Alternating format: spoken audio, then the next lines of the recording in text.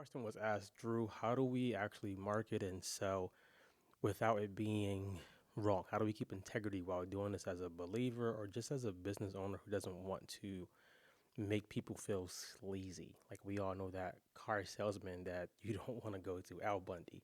Um, if I were to sum it up, I would say it's three things: meaning, belonging, and freedom.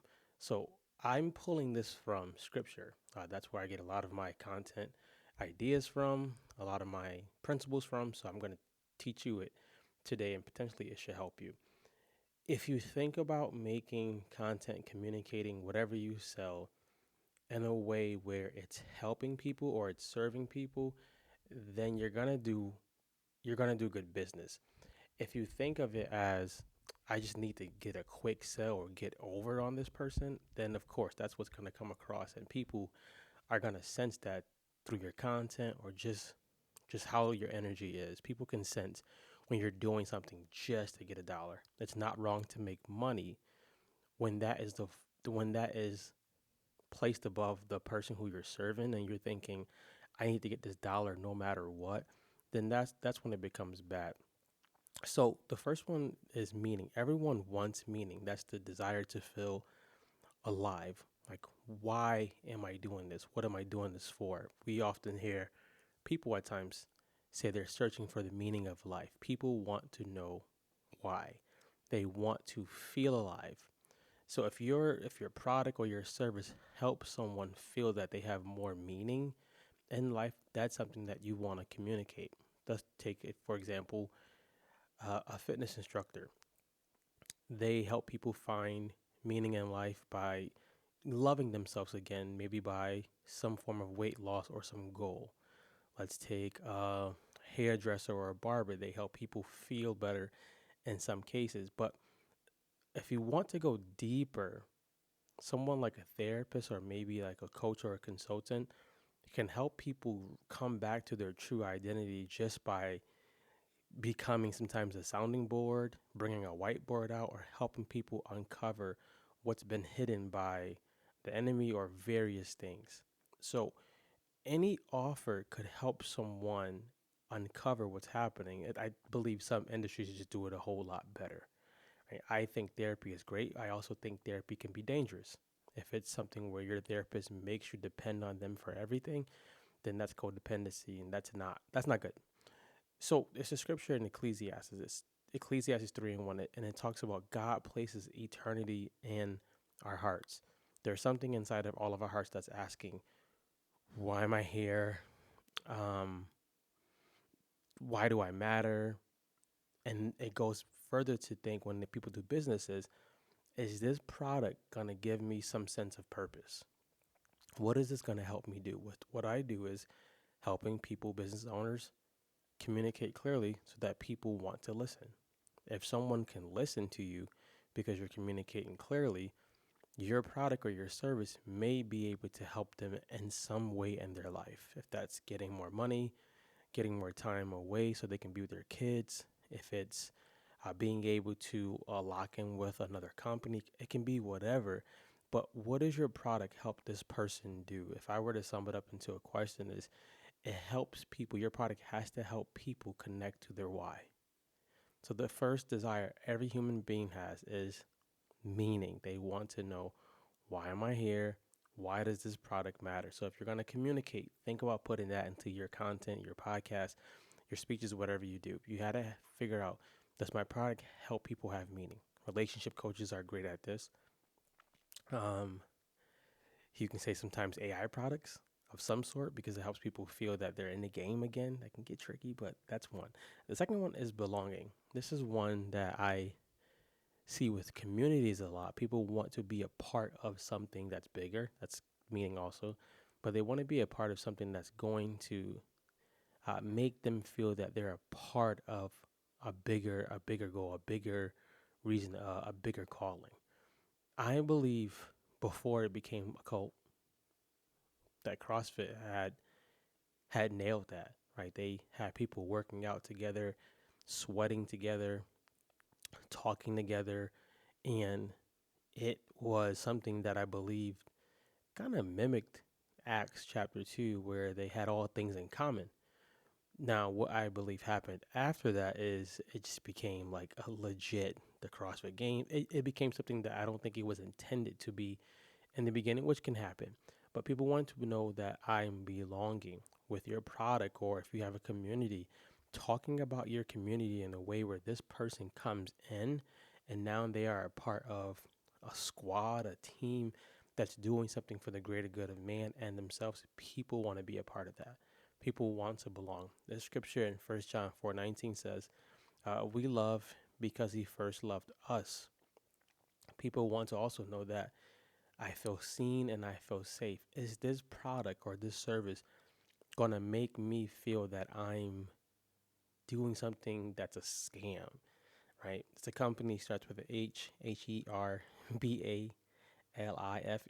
I'm not knocking. I'm just saying that that company had a lot of lawsuits. The company also had people who were scamming people, right? There were some good people, and then there were people who were scamming people, lying about the product. People want to know, if I buy this, if I start working with you, how do I feel?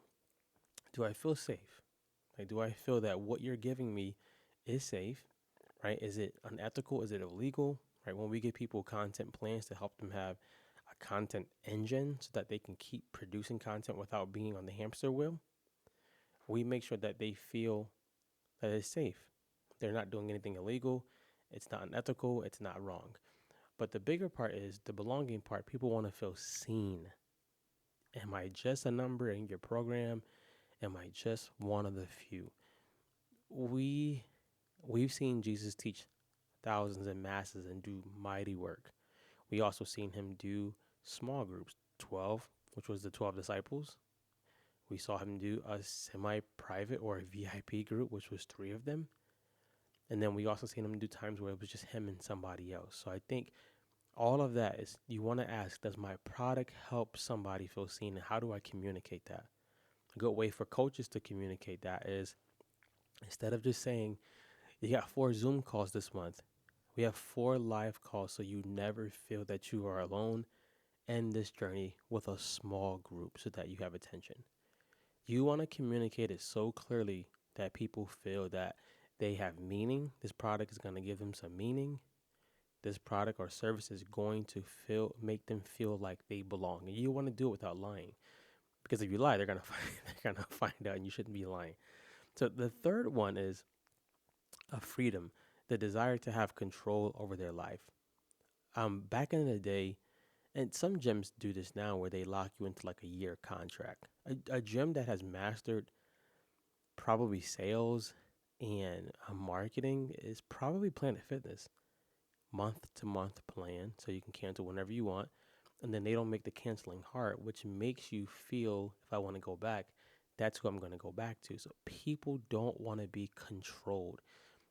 Are you communicating that your service or your product gives people room to still be them, room to grow, maneuver, have some customization? If your product or service doesn't do that, then they're probably going to move on to the next person, because people want to still feel that they're in control. I didn't know this when I first started coaching, that if I just become the guide in people's journey, then it's much better versus me thinking that I have to be the hero. So no, I'm the guide. This person is the hero. They have a problem.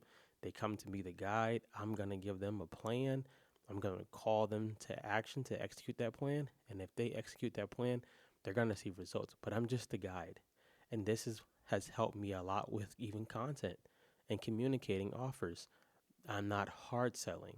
I'm not mad if you don't buy, because the next person might buy. I'm the guide. With that, the scripture Galatians 5:1 talks about, it is for freedom that Christ set us free. If God doesn't try to control us, you can't do that to people in your program, your offer, or your content. You don't want to make people feel bad. You want them to feel that they're called up, not out, so that they can start to act. With that, if you're clear in your messaging, and this takes time, it eliminates confusion. And Donald Miller said this a lot. He says this a lot, that clarity is cute, but clarity sells. You don't want people to be thinking, what is going on? How long is this? What am I getting out of this? You want to be so clear that people just ask, how do I take the next step? And I often find that people are not clear because they don't know what people want. They want to tell people what they want to give them. Big difference. Selling from a good place is serving, and you cannot serve somebody until you find out what they want. If it's all about what you want, what you're going to find out is that you're going to be pressuring people to do it. You're going to be chasing people, and you're going to have a hard time in your program or your service or whatever you offer. So if we wrapped up all of this, make sure in your content that you're communicating that your product or your service helps this person reveal or continue to have meaning in life. When I talk to people in the service-based industry, I always let them know that you're servicing them with a product, but most of the times they're talking to you about something deeper. Hairdressers see it all the time. Hairdressers are like mini therapists. Like they hear all types of stories, barbers and things of that nature too, trainers and all of that. And then you want to think about, does this person feel like they belong to something? Or do they feel like my product or service is just like a one and done, I throw it away? That's up to you. If you have a one and done type of deal, cool. But if not, does this person feel that I belong to something working with this coach or working with this business owner? I work with coaches more than I do any other industry. And last time, do I have the freedom to maneuver, to talk? I know a lot of coaching programs where like you cannot talk to the owner at all. You cannot talk to the head. Maybe think about, if the person can't talk to you, the head, because you removed yourself, can they talk to your team? Because sometimes people want that, not just to be needy, but just to get some more clarity. So include these three things inside of your content and you'll do well. If you need help, if you're watching this on YouTube, drewgoss.com, if you're on Instagram or whenever you're seeing this video, wherever you're seeing this video, shoot me a DM, help, and we'll get you some help on making your content clear. And if you already have clarity, but you're like, I'm not consistent, we work on that too, where we make you have a content engine so that your content's working for you all the time without you working all the time. Be good, guys. I'm out of here.